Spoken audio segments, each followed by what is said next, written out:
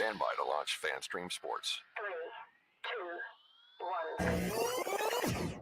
Let's start. Hello, sports fans. Welcome to FanStream Sports. Nothing but pure sports. Welcome back. It's Gary coming at you live. To all the ladies out there, y'all enjoy this. Fellas, vibe out. Ladies, grab a drink.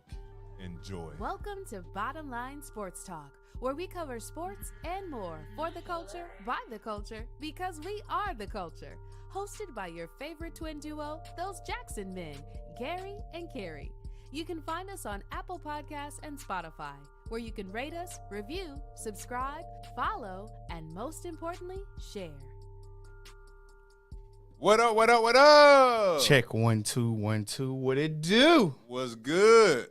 What's the dealio, Man, brother? Good. The weather is good outside. Feeling good.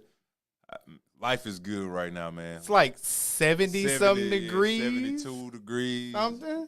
It's so it was getting a little bit toasty up in the crib. I had to turn that fan, that good old fan on. The good old fan. Yeah, turn that good old fan on. So yeah, man. I'm feeling. Look, it feel like spring weather, and we ain't even in February yet. So that lets you know it's about to be a hot summer. Is it a hot boy summer? I think it's a hot boy summer, man. I know.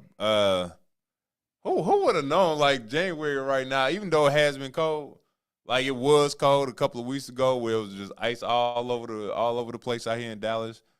Who would have known 2 weeks from that point, a few weeks from that point, that it would be 70, like 70 plus.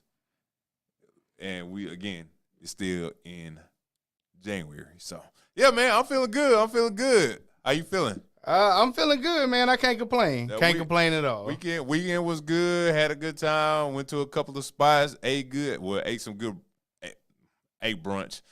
Definitely going to explore some more brunch spots down here in the DFW area for sure.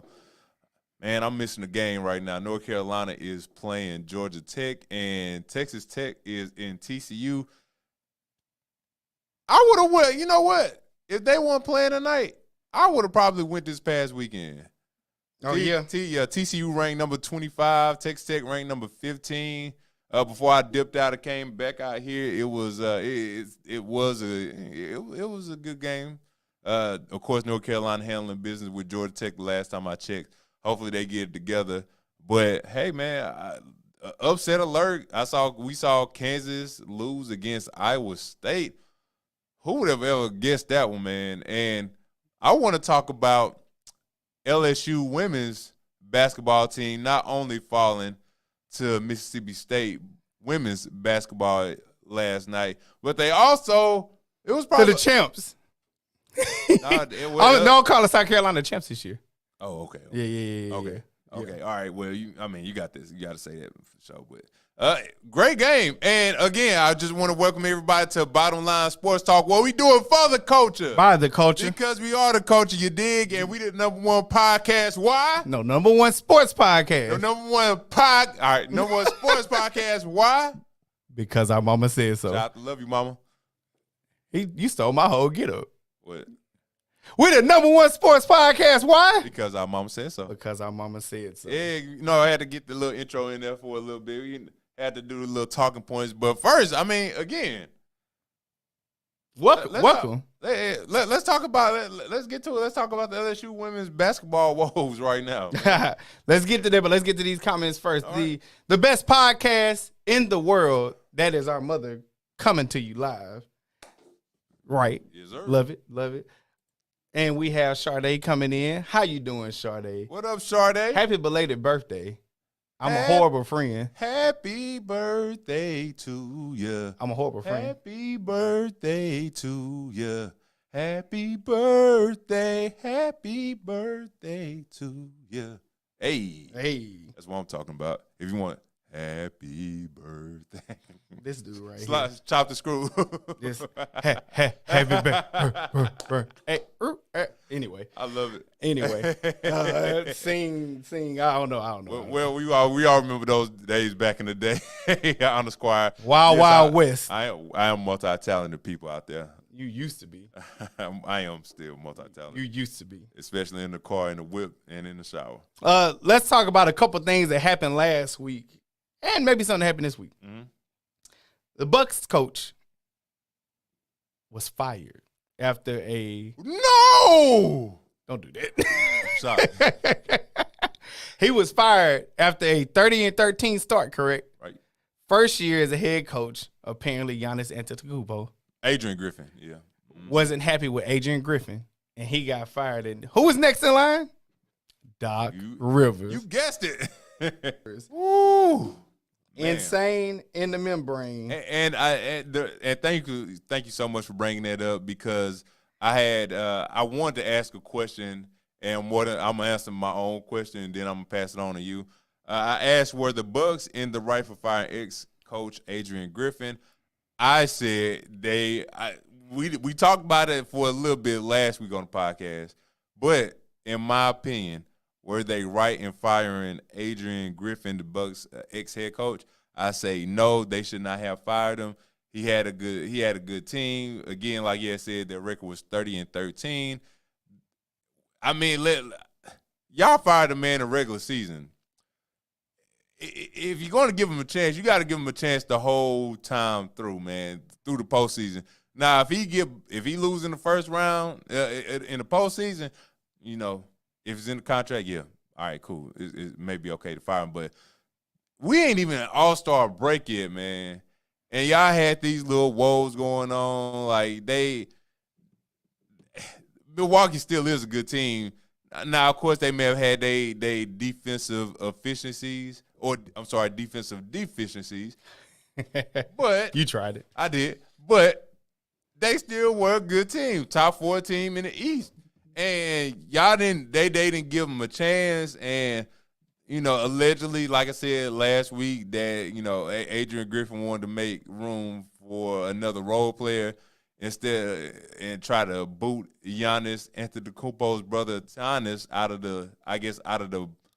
the Bucks bench. And of course, Giannis being the media ticket or the ticket for everybody to come, of course, he ain't about to let his brother go. So you had to either let Giannis' little brother go and Giannis go with him, or you fire Adrian Griffin. And they did, you know, they fired Adrian Griffin. Again, it wasn't right. But Adrian, if all of this is true, Adrian, you have your bench. You have your bench.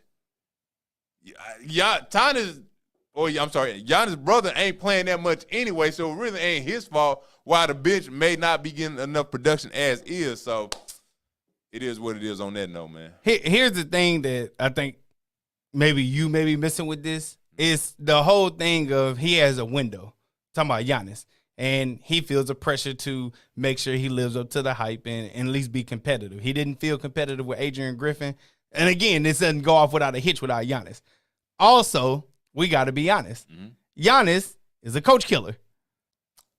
We got to go ahead and say it. Jason Kidd, Mike Budenholzer, Adrian Griffin, Doc Rivers is here. And let's be honest about it.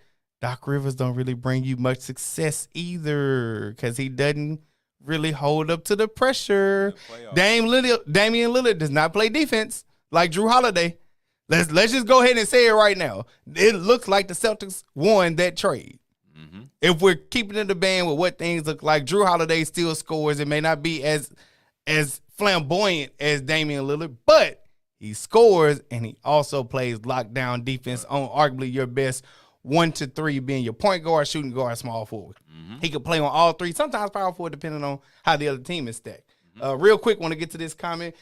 Good evening, GR Houston Jack, my accountability partner. We doing big things behind the scenes, baby. Hey. Yes. Like it. What up, G? Want to make sure we do this. Make sure you like, subscribe, share, tell a friend, and tell a friend. Love on us. We love all y'all. We thank y'all for being on this crazy journey with us. Yes, sir. You have something to hear real quick before we get to the NFL. Okay. Embiid didn't play in Denver last week. Yeah, man, this the 5th time that Embiid did not play in Denver, and you know I'm not saying he was injured, but he did put up a nice little 70 ball, you know, last week. Mm-hmm. And I think this is the 5th time in a row that Philly went to Denver to go play, and he did not play. So do you have an issue with it? Is that what you brought it up on? I definitely have an issue. Jokic play. Oh yes, yeah, go ahead. But yeah, I definitely have an issue with that, man. You got your 70 ball, you did your thing, you did it against the San Antonio Spurs. I ain't mad at you. It's been you're gonna get on that in a minute too. But the 5th time, the first time, all right, cool. Second time, all right. The 3rd, 4th, 5th time, you didn't come to play. This is the 5th time in a row that you didn't come to play Denver. Now I ain't Embiid. I ain't saying you scared. I ain't saying that bad man in the Western Conference give you problems, because he do. But you need to show up and play against that man. You always talking about MVP this. You finally got your MVP after crying and whining about it. Now it's time to put up a shut up against the MVP, Finals MVP, and possibly the best. I ain't gonna say positive. The best big man in the game as we speak right now. So whatever going on, you might need to rest the game before you go play Denver, man. Could be. Yeah, it ain't cool. You need to show people come to see you play. I understand. I'm not mad at that. When I saw it, I was wondering if you gonna take it that direction. So not mad at that at all. Appreciate it. Not mad at that at all. Let me get to these comments real quick. Hey, friends, from Scholar. What up, Scholar? Hood in the building. Who is that, Cary? What up, Spencer? What's up, guys? What's going on, Spencer? How you feeling? How you doing, sir? How you doing, good sir? I can't help but feel a certain way because we hadn't seen you in a minute, and I wonder, is it because you've been hiding because Atlanta finished 3rd in the division this year? I'm sorry. Who said that? And y'all thought y'all about to get Bill Belichick and he was going to turn around. Psych! I like the Raheem Morrison hire, if you ask me.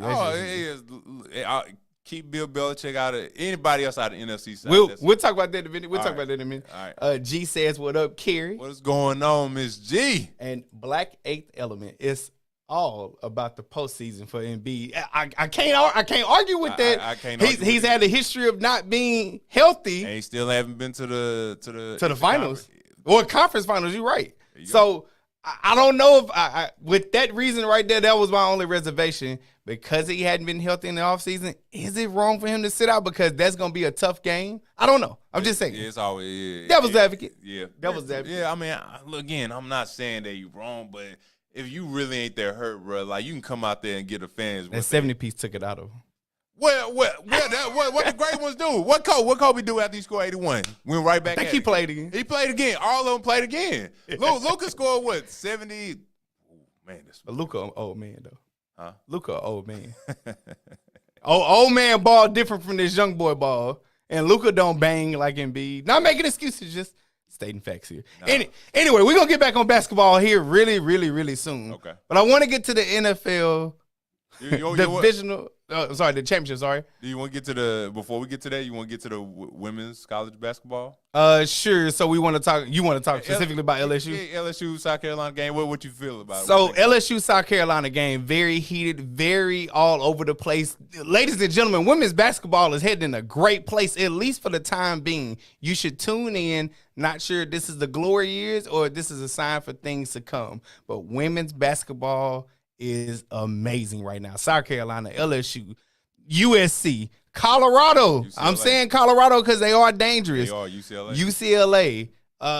Mississippi State now. I mean, they beat the champs last night. And look, what did we say? Iowa. Got to throw them in there. Yeah. I know you don't want me to throw them in there.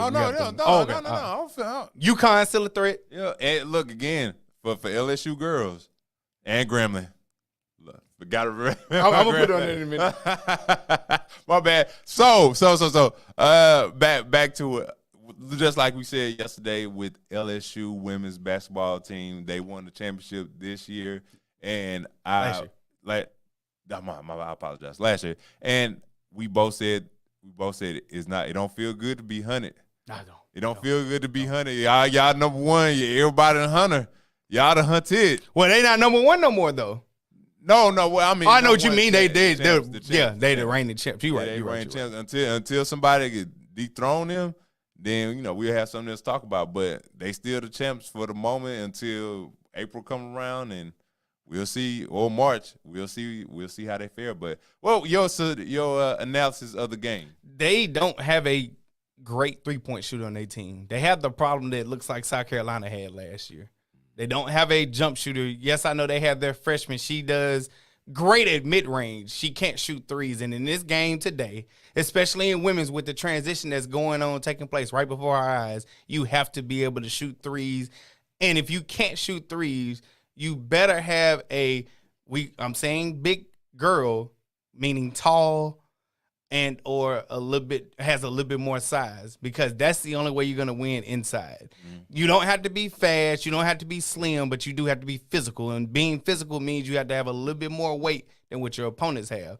If you don't have those things, it's going to be very tough. Last year, all credit to LSU, I believe truly they had the right matchups at the right time, and they were able to manipulate what their opponents couldn't, which is big inside, powerful inside, can rebound, things like that. I can't remember their shooting being just spectacular last year.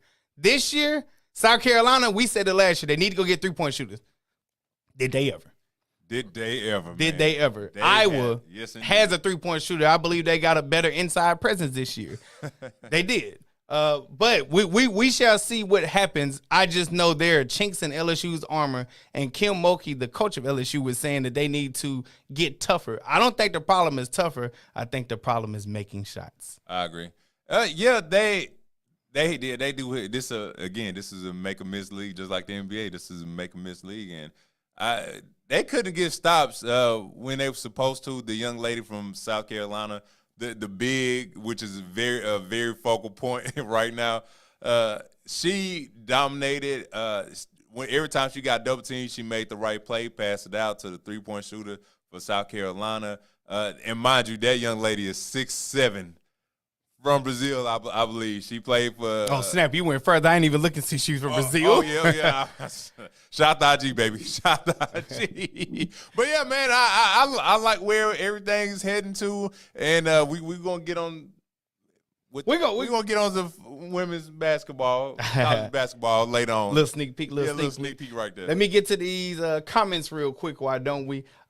This is from Spencer, apparently our arch nemesis on air, but off the air. I think we cool. I don't know. I hadn't heard from him. I feel abandoned, and we have abandonment issues here. I was busy protesting so that we could fire Arthur Smith. Now that I have done my job there, I can get back into action, rise up. All right, Spencer, I'm going to take you for your word. We believe you, man. Our work from our mother, Graham. Gremlins, men and women are doing pretty good. Shout out to them Gremlin State University Tigers and Lady Tigers, baby.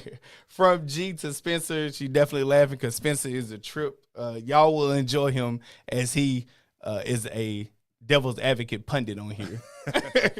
And from Black Rating, sorry fellas I'm late. What's good? I see y'all with y'all on. Hey, we just here trying to grow our stuff and keep it moving, keep it popping. You know what I'm saying? We appreciate you, brother, for tuning in. We appreciate you, man. Let's get to this NFL, why don't we? So we had the AFC NFC Championship. I will give you the pleasure of telling us which way we are going first.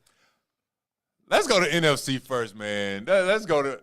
So the NFC Championship was basically a one-sided affair. Something that I really wanted to see was Detroit go ahead and make it, because Detroit going to Vegas would have been like the players or the haters' ball, if you will. And it didn't happen. The Detroit Lions. We would have seen fur coats and fur coats. You know, it ain't cold in Vegas. Pimp ass. You know, the link.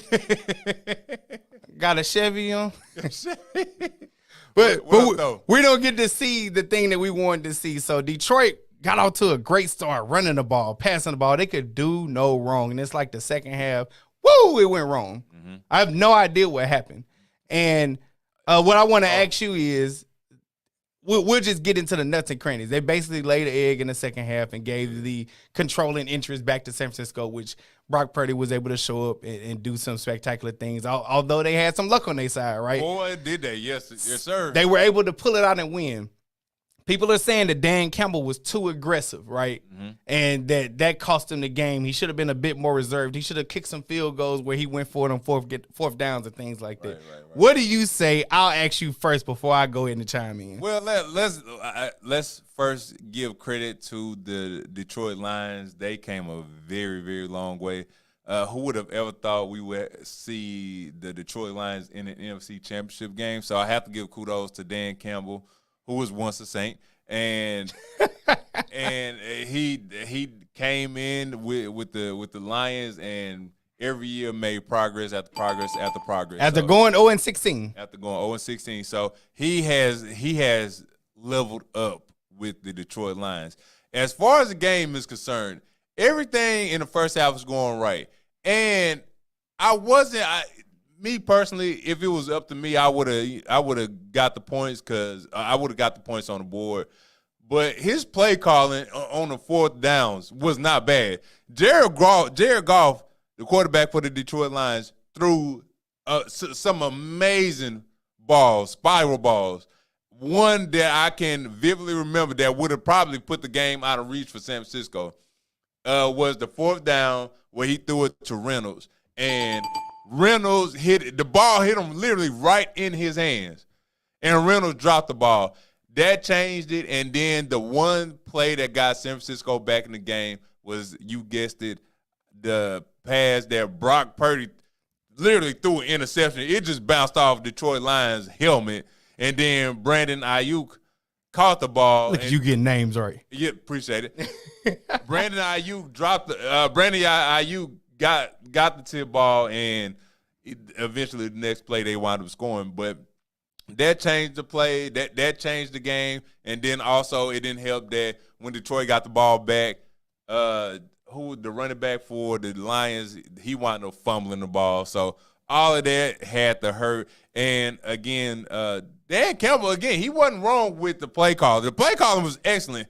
The receivers was just dropping him. Pretty. Like, those type of passes that they dropped, you couldn't have scripted no better. And that's why some wide receivers get paid up here and some get paid like right there. And it is what it is. But I gotta give credit to San Francisco, man. They were down and out. In the first half, it was looking ugly. So let me go to this comment real quick. So what happened to the Lions? My heart still hurts. This is from G. I heard for him too, man. Also, and yes, it's okay to take 3 points at times. I agree. So I understand what everybody's saying, right?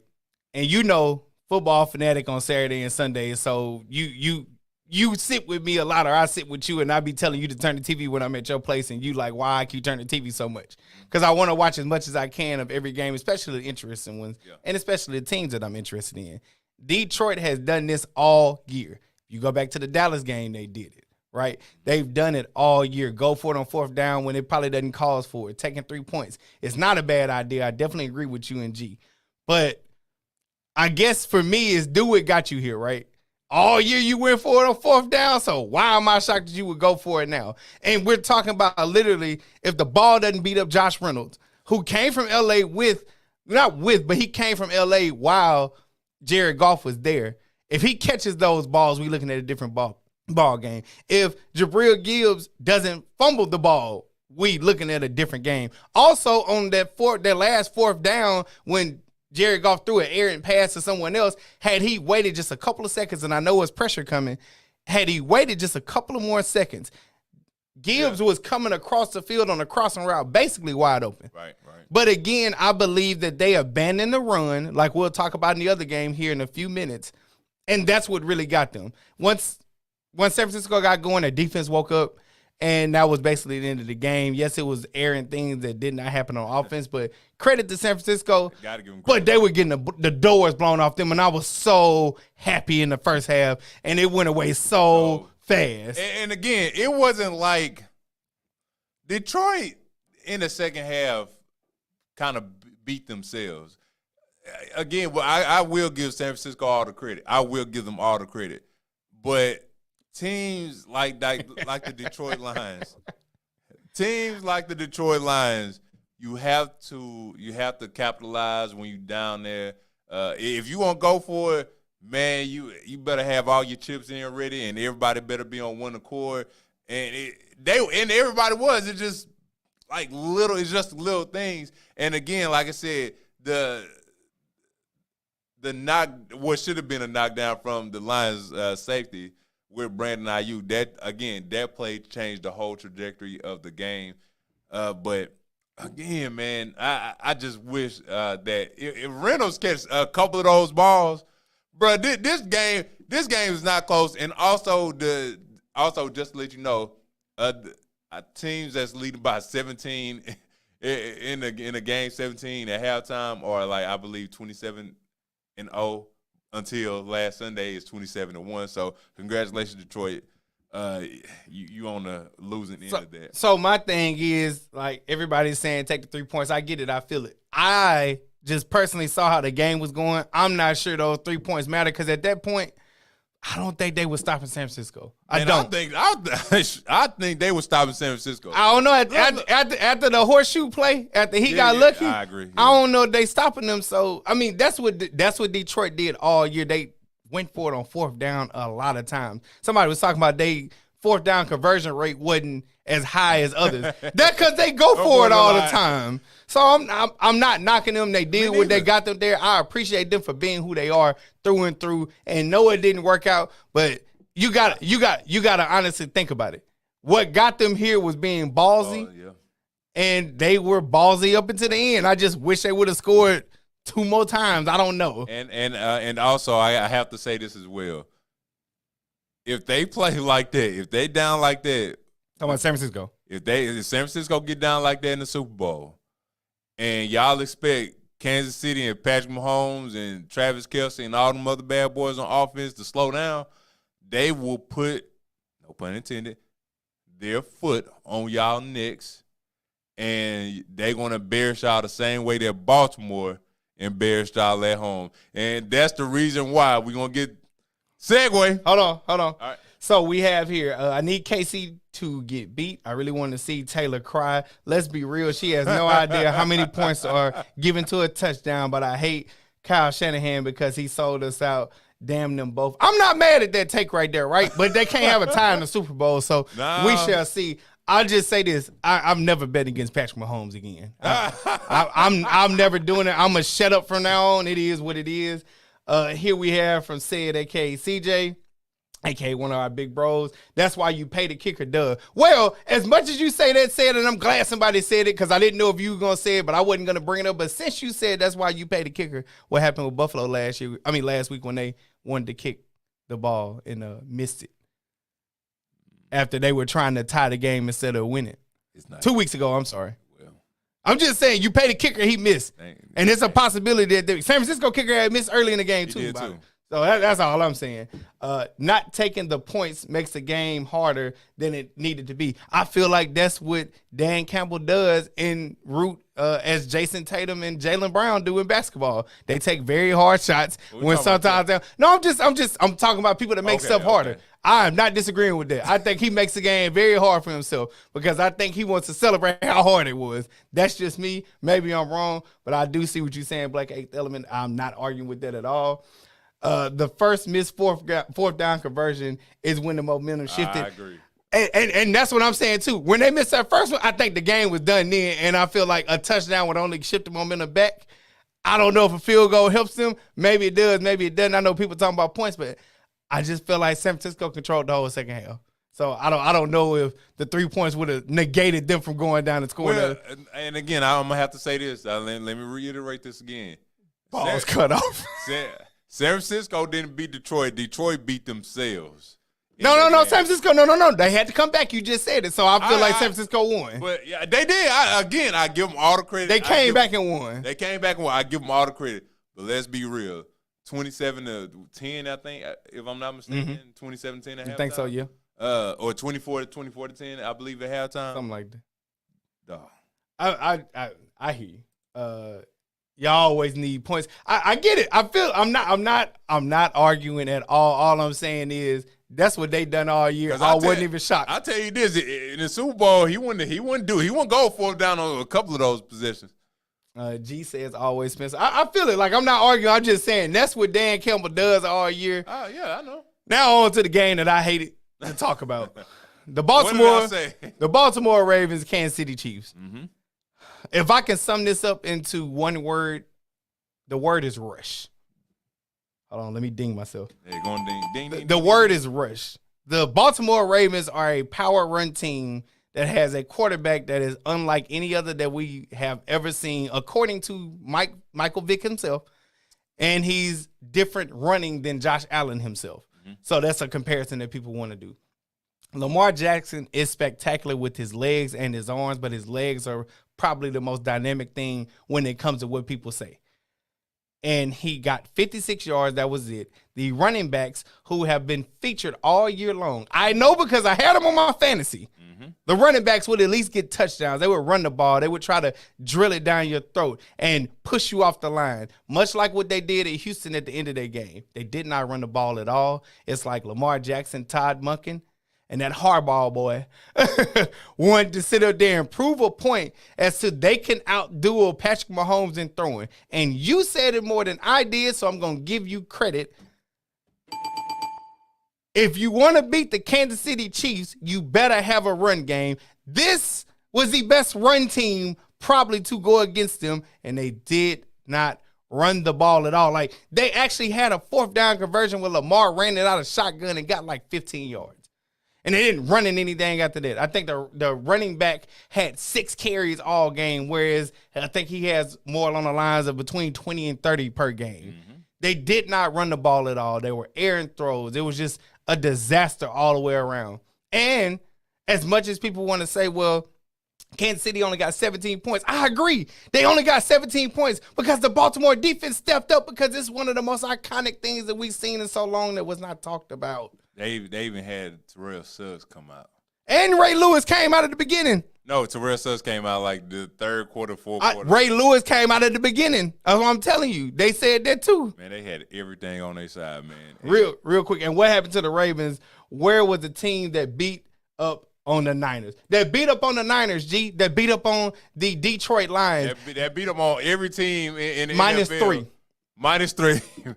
And Cleveland Browns was one of the 3 that beat them. And that was a really good defense that they, played against the second time and beat.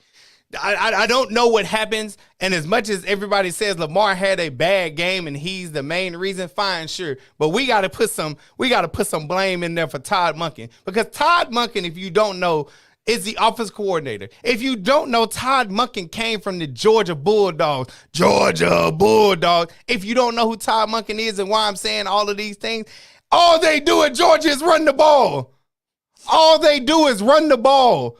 That's all they did this year. And they did not do it at all. The Kansas City Chiefs had more rushing yards than the Baltimore Ravens. And where in the world would you think you see that? Man, let me tell you something. I wish we can go back in that clip last week when I had said, and I said it so excitingly, Baltimore, if you want to beat Kansas City, and I'm going to say it one more time, Baltimore, if you want to beat Kansas City, all you got to do is just run the ball. And you look at what Buffalo did. Buffalo knew what was up with Kansas City. Running the ball. They've seen this before. And how Baltimore go a whole week and, mind you, also probably look at film with Buffalo playing against Kansas City and see the weakness in Kansas City defense and say, hey, you know what? We going to go completely opposite of what got us here from the first place. What got us here was running the ball. Lamar running the ball. Gus Edwards, Justice Hill. Run pass options. You had all of this time, and you guys didn't take advantage of it. And you said what was the one word you said about this game with Baltimore? You said rush. Rush was the word. The word I want to use is disappointment. Everybody hurts. Disappointment is the one word I would use for Baltimore Ravens to go to be the number 1 seed in the NFL, to possibly be, I ain't gonna say possibly be, y'all were the best team. The best team. Y'all were the best team in the NFL, and y'all beating San Francisco the way y'all did. Detroit the way you did. Beat Detroit the way y'all did, but especially San Francisco because they was riding on the high. He missed y'all to be the Super Bowl champs. If y'all would have played If y'all would have played San Francisco again, y'all probably would have won. And real quick, shout out to the conspiracy theories because I was right aboard train. It was said if you look at the Super Bowl colors, it was some purple and some red there. And that was supposed to be for the 49ers and the Baltimore Ravens. Yep. Well, Chief, looked like that script didn't get pushed through all the way because we got the Chiefs and the Niners part two again. And we shall see how this goes real quick. Let me get to this comment real quick. Like Vic, when when the playbook gets wet, just let Lamar run. And like Vic, as good as he was, you're going to need more. I mean, honestly. They doing all the passing and everything. Just run. Like, do the thing that got you there. And then, again, they hurt their own selves, especially Zay Flowers. I don't agree with that unsportsmanlike call. I don't either. But they didn't call it. But the fumble in the red zone, we can agree with that. He messed that up bad, poorly. And you weren't even close. The ball wasn't even close to getting to the. Well, no.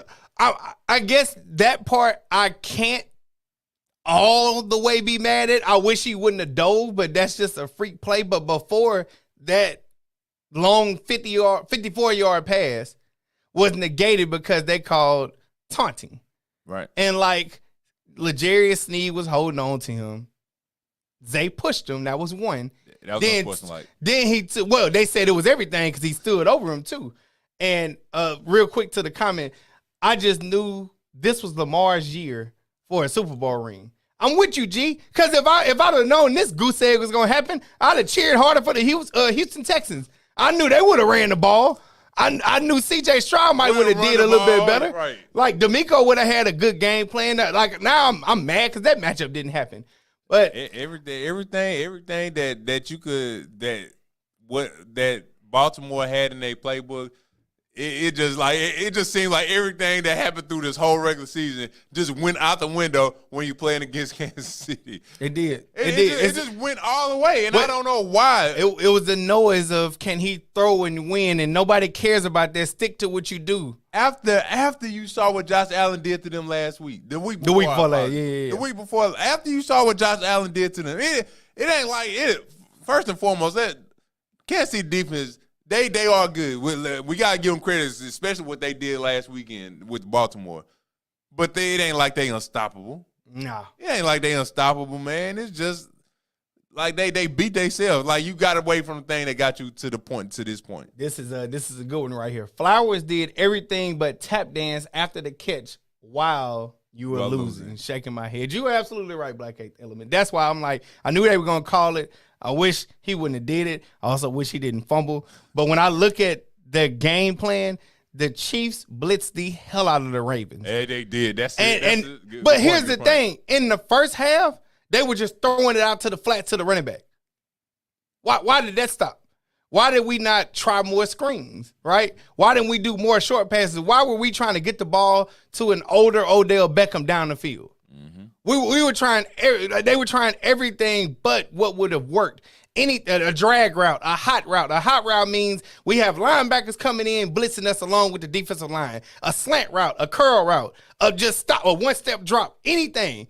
I played football, y'all. I'm sorry. And I learned defenses early thanks to my pops. So anything you could have done to prevent that, they were doing it at first and then they stopped. Yeah. And then you did not run the ball at all, so you didn't do anything to dissuade them from blitzing you so happily. Mm-hmm. It was a crime shame. Yeah, it was a crime shame. Yeah, choke job by Lamar. A choke job by the offensive coordinator, Todd Monken. Choke job by Lamar, if you want to say it. Choke job by Zay Flowers, even though he's a rookie. Yep. Choke job by the whole thing. I hope to see them back next year. We're not sure what's going to happen. But here we are, the Super Bowl matchup in the 49ers and the Kansas City Chiefs. We're going to talk about it next week. We're going to talk about it next week. That is a tease for sure. And Spencer says, anybody ever wonder why Ray Lewis was never canceled?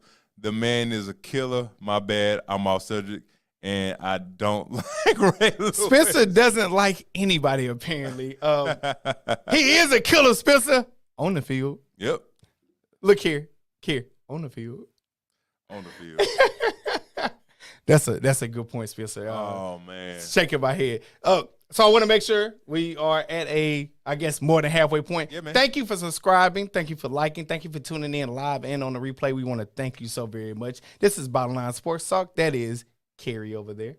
in the Tony t-shirt that y'all Yes, can't see. sir. It's his Gary and I guess flannel right here. We want to thank y'all so much for tuning in. And we're about to get to some of our favorite things, our segments. Let's we get to have it. Flag on the Play. Please tell the ladies and gentlemen out there in the audience what the Flag on the Play is. Flag on the play is when we see something egregious out there, something that we have to call out from players, from coaches, from any athlete out there, whether it's football, basketball, Anything that's hot. men's college basketball, women's college basketball. It's our job as sports enthusiasts to call them out. And you're going to hear this sound.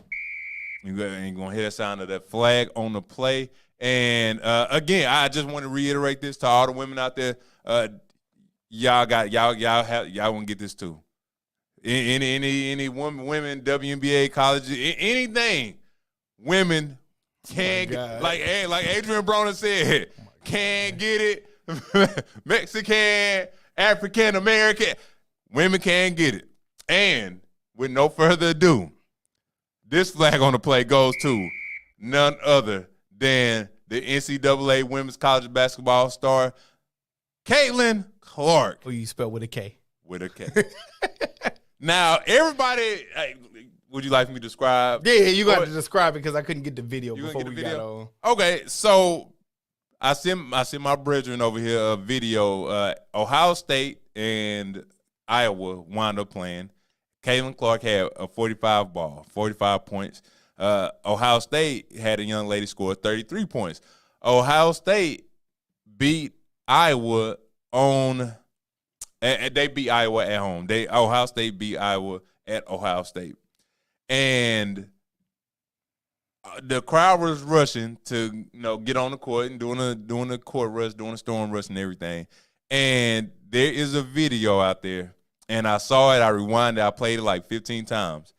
And the young lady that was running out of the crowd was running towards everybody in the center court to celebrate Ohio State beating then number 2 ranked Iowa. The young lady is running out there, and she is running past Caitlin Clark. Caitlin Clark sees this young lady, and I think she purposely hit the young lady on purpose. And I do. And it was an incredible Oscar nomination performance by Caitlin Clark. Out of all the good things I have said about her, all the good things you have said about her. You say good things about her? Yeah. Oh, I'll say it right now. She's the best women's college basketball player right now this year. Maybe last year. I just wanted to make sure. I didn't know if you said. I didn't know if you said that. Look, I'm trolling, man. I'm trolling. Out of all the good things I can say about her, I pull up the stats, do all of that. She was downright wrong for what she did. She was downright wrong for how she flopped, and then she was downright wrong for lying at that press conference. And don't get me wrong, you could go back, look at all the players and all the coaches. Coach K did it with Dylan Brooks when he was at Oregon, he lied to the people at the press conference, saying he said one thing. Dylan Brooks came and said, well, if he told y'all that, he's lying, because he told me I shouldn't have shot the ball. And he lied in front of the camera. Caitlin Clark completely lied for no reason. Like, you saw that girl come in. You know what people do when they win against you. You know they're gonna storm the court just because you are that great. Just because you are that great, and for you to flop and lie like that makes no sense. So with no further ado, I don't have my flag with me right now, but Caitlin Clark, congratulations. You get the flag on the play. My flag on the play, I won't take as long because we talked about this already, right? Mm-hmm. My flag on the play simply goes to Lamar Jackson and Todd Monken. It's short, sweet, and simple. They are the reason why the Ravens did not win. The defense showed up. I believe the running back showed up, but they didn't get a chance to showcase it. I believe Justin Tucker, the kicker, showed up, even though Travis Kelce tried to be a troll and make Justin Tucker feel uncomfortable. And Justin Tucker, like, I'm the greatest kicker ever. Stop playing with me. Lamar Jackson gets the credit because it was so many times he could have dropped back and ran, whether it was for a yard, whether it was for 5, 15, 20, 50, whatever. He could have ran more, and they would have fared a better shot and kept the ball out the Kansas City hands. Who knows? But he did not run. He only got 56 yards. He was trying to prove that he could throw the ball. those of us that have watched you since college know you can throw the ball. We have no doubt about it. But we also know you can run the ball quite possibly better than anybody we have ever seen at the quarterback position. Facts. And you did not do that. You are a functional reason for why that they lost. Also, Todd Muck is offensive coordinator, who we have rant and raved about. He replaced, I don't even want to say his name. He replaced the former offensive coordinator, made changes, made the offense look better. They were dynamic. They were better. They only had 3 losses. They looked substantially like the best offense if you ask some people. And they did not show up. And they only managed to get however many yards you want to go look at it. But I do know this. When it comes to next year, Burrow will be back. Yep. We imagine Justin Herbert will look better because Jim Harbaugh is there now. Am I saying, is it Jim? Yes, Jim. Yeah. Jim. Yeah, Jim is there now. Cleveland, not sure what they're going to look like. John, whatever. Tell me. You got to look at it. John. Okay. John, yeah. One of the Harbaughs. Dang it. We have a better AFC. The AFC, in other terms, is murderer's row, as everybody calls it. All teams are going to look even better, if not you dropping off the face of the map. Yep. Don't know what we're going to see.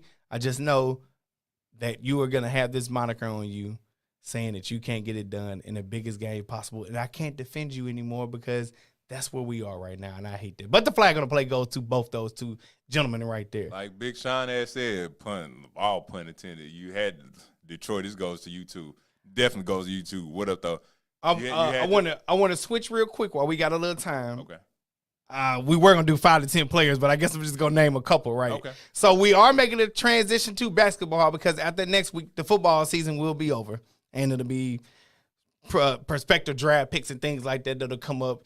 All the news will get ready to write itself, hopefully, we think. Yep. But we have basketball, and we do cover basketball. That is a love of ours. Okay.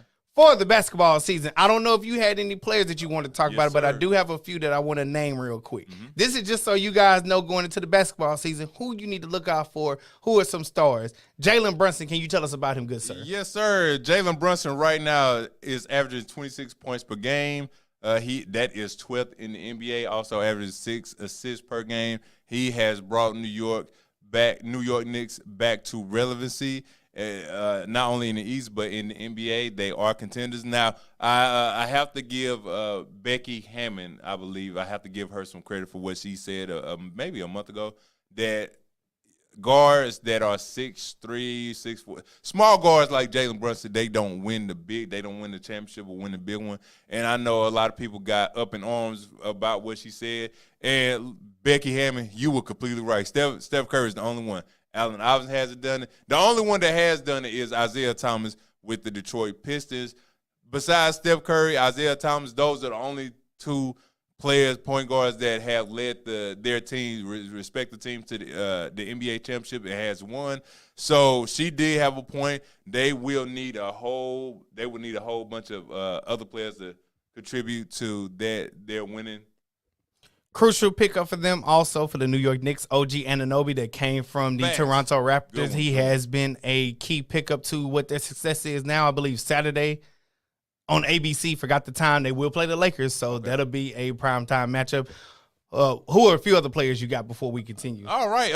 I know he ain't getting a lot of praise, which he should. Trae Young, averaging a double-double, 27 points per game, which is 10th in the NBA, 10 assists per game, which is 2nd in the NBA. The only thing wrong right now with Trae Young is his team losing. And they just had like 70 ball put up on them by Luka Doncic.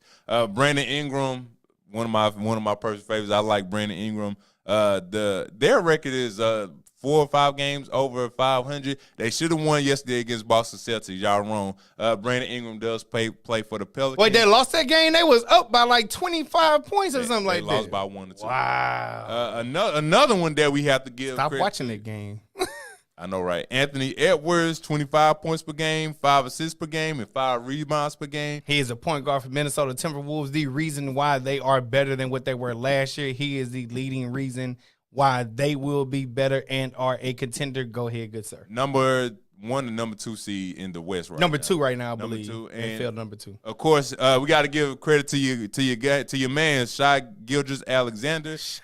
31 points per game, 30 in the NBA, 5 assists per game, 6 rebounds per game. The man is a bad man. And the last one, but not least, He has turned this franchise over.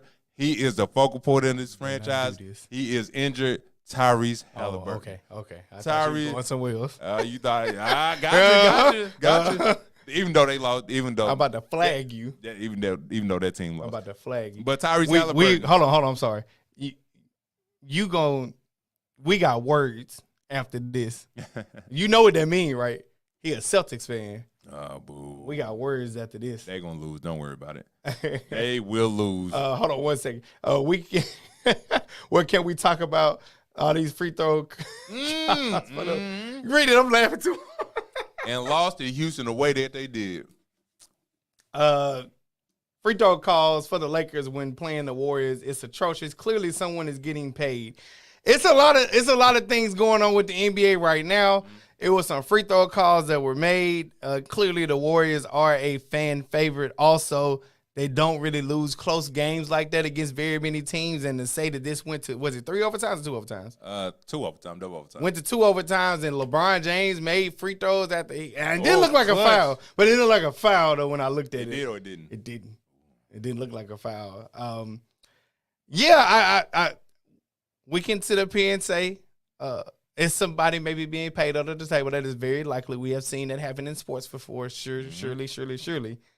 It's a lot going on. I'm going to get a chance to pay a lot more attention to NBA. I have done a better job this year of watching, but I've been engrossed in football because that's my arena and this is yours. So, yes, we wanted to make sure we give some credit, some shine, some flowers, if you will, to those players who my brother just mentioned and put y'all up on game. To G's point, what's going on with the Lakers, clearly it ain't helping them out, even though they got these foul calls and stuff like that to make these free throws. But I do understand what she's saying because it is, like I said, I don't know if that foul was supposed to be called because it didn't look like a foul. But LeBron James drove and made the free throws. I don't know. But they did get pounced by the Rockets. Yeah. They got punked, if you want to say that too. They got bounced. Anyway. Ladies and gentlemen, we have my brother's favorite part, I believe, when life comes at you fast. Do tell them when life comes at you fast. All right. When life comes at you fast, you know when you're on cloud 9, cloud 10, cloud 15, and you up there, you have your headphones in, the music is good, you're vibing out, everything is good. And then you get on that parachute and the parachute just collapse and you just fall right down to earth. Make that sound.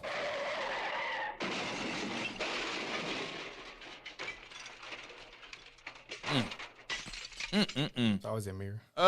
When my life comes at you fast, and I hope everybody can pay attention to this. If you're gambling, ain't nothing wrong with gambling. Just keep it safe and all of that. This goes to an ex-LSU wide receiver, New England's Patriot receiver, Keyshawn Butte. He was arrested on illegal gambling charge and computer fraud.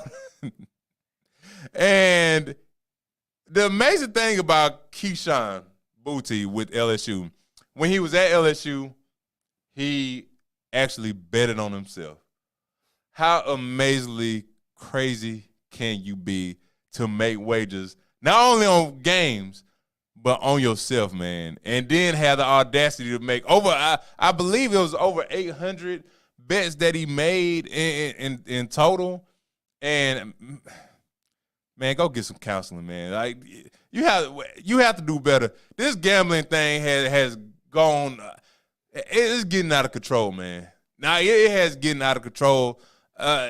Something needs to happen where players can't do this, or if you're going to legalize it, make everybody. If everybody want to do it, you do it, man. Like, because apparently nobody is learning the lesson, or the lesson might have to be learned the hard way, where you don't either play or you get fined. All your rookie money and everything is not cool. You need to do better, man.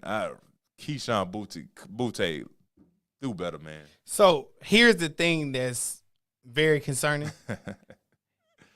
Keyshawn, I apologize. No, you good. I wasn't even trying to correct you. I don't know if I'm right or wrong. I'm bad at pronouncing names. But I do know you got his last name right, Butte. Yep. He got in trouble. This is after Jameson Williams of the Detroit Lions got in trouble about the gambling, and the NFL set very specific rules, and you can't gamble on NFL games. You can't gamble around or anything associated with team facilities or NFL things or whatever, right? So they set parameters and you're still doing it. This is a concerning thing, which is why anybody gets caught gambling going forward, you can't say you didn't know. You didn't know. Somebody already paid the price. Calvin Ridley played the ultimate price and lost a full season of NFL. That means a full season of money. So nobody can actually say they don't know. Right. And here's the thing that's so concerning. You did it, and you were already on a losing team. Hell, I saw you drop balls that made you look like the reason why the team lost. Yep.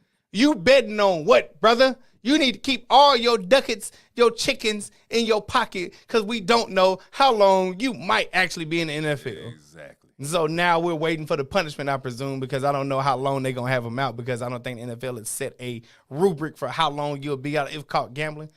But they made the rules, like, I would love to see somebody color outside the lines to sit up there and gamble. Like, I don't know, you were gambling in the bathroom of a gas station across the street from a casino.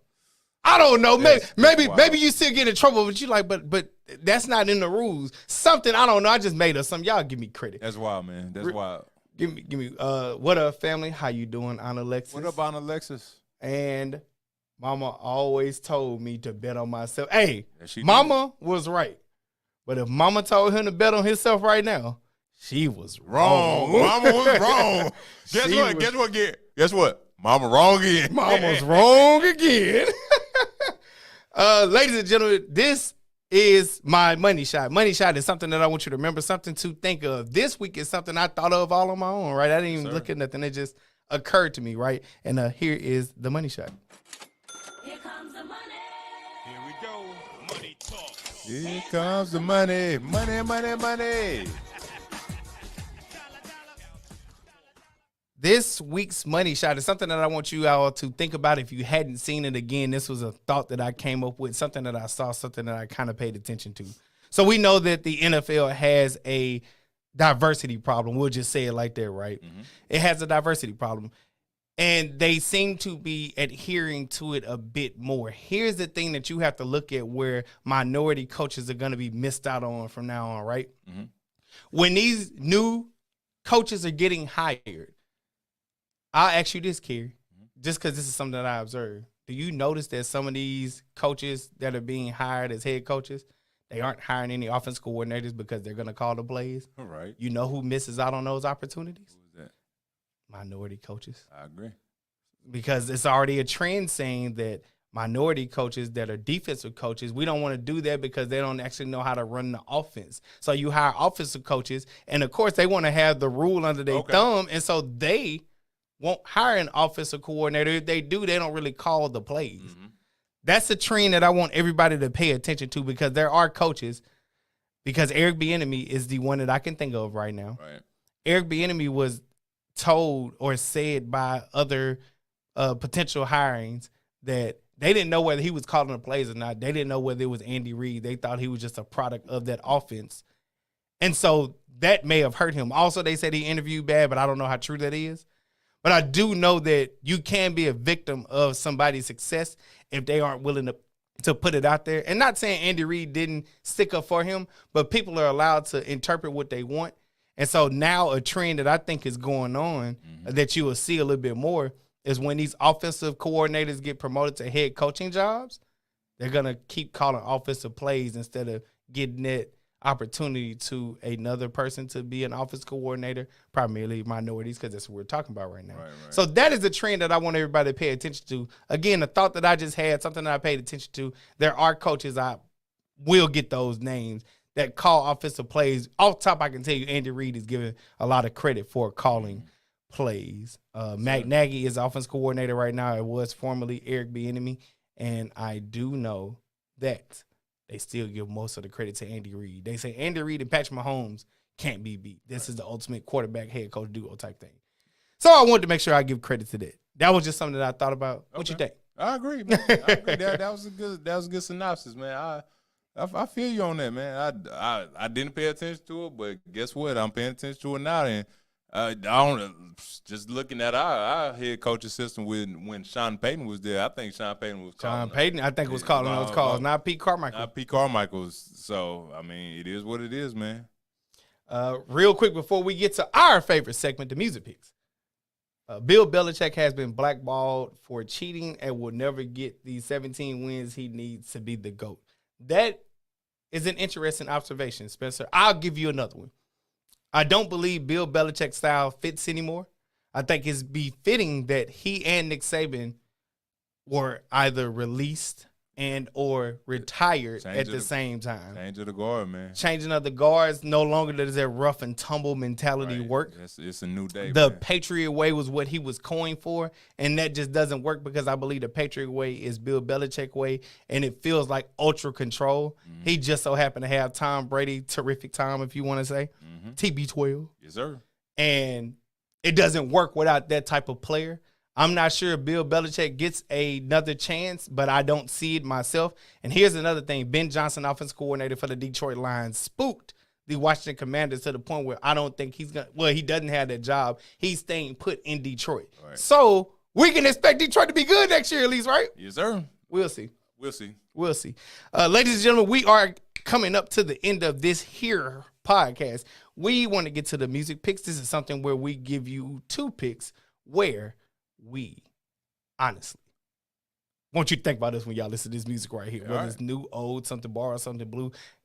Ladies and gentlemen, boys and girls, Cary, give us these 2 spectacular picks. Why don't you? All right. The first one comes from Detroit native Ice Will Vezo featuring the baby new song called Perfect. Y'all go check that out. And this goes to the Bay Area's underground legend, Clyde Carson Slottin'. So, yeah, y'all definitely go check out Clyde Carson, man. It got some slaps for you. Yeah. Give us those 2 one more time. Clyde Carson, Sliding, and Detroit's own Ice Will Vezo featuring the baby. Perfect. All right. And I have a much-anticipated album by Benny the Butcher. It's finally out. He has a couple of bangers in my brethren words over here. Benny the Butcher, Jada Kiss, Babyface Ray, Pillow Talk, and Slander. Facts. Definitely a heater, if you will. It. I like it. Yasmin Lacey, Morning Matters. It's got some horns in there, and you know I'm a horn lover. Ooh, okay. So, once again, Benny the Butcher featuring Jada Kiss, Babyface Ray, Pillow Talk, and Slander. Yasmin Lacey, Morning Matters. That is our music picks, ladies and gentlemen. Also want to make sure I shout out this right here. Homecoming, October 19th. That is for the Grambling State University. Yeah, the Grambling State University. Also, we play ULL, University of Louisiana Lafayette, in Lafayette, and we also play Tuskegee. Ooh. The second game of the season at Grambling. I think we got 5 home games this year for the first time. 4 or 5. I don't want to misquote it. I looked at it today. I'm liking it. Yes. So, want to thank everybody for tuning in on the live and the replay. If you made it this far, make sure you like, subscribe, share, love on us, tell a friend and tell a friend. Getting them comments, we'll be sure to answer back. You got anything else you want to say to the people? Nah, we appreciate y'all, man, for sticking around, staying tuned. We love y'all. We appreciate y'all. We're going to be here, to the day we DIE, y'all, man. Not DIE. Yes, ladies and gentlemen. Once again, this is Bottom Line Sports Talk, where we do it For the culture. by the culture. Because we are the culture, you dig? #1 sports podcast. Why? Because our mama says so. Because our mama says so. Thank y'all, love y'all, and we'll see y'all soon. Peace. Thank you for listening to Bottom Line Sports Talk. Don't forget to subscribe so you never miss an episode. Leave us a review on Apple Podcasts and Spotify, and don't forget to share. We'll see you next time.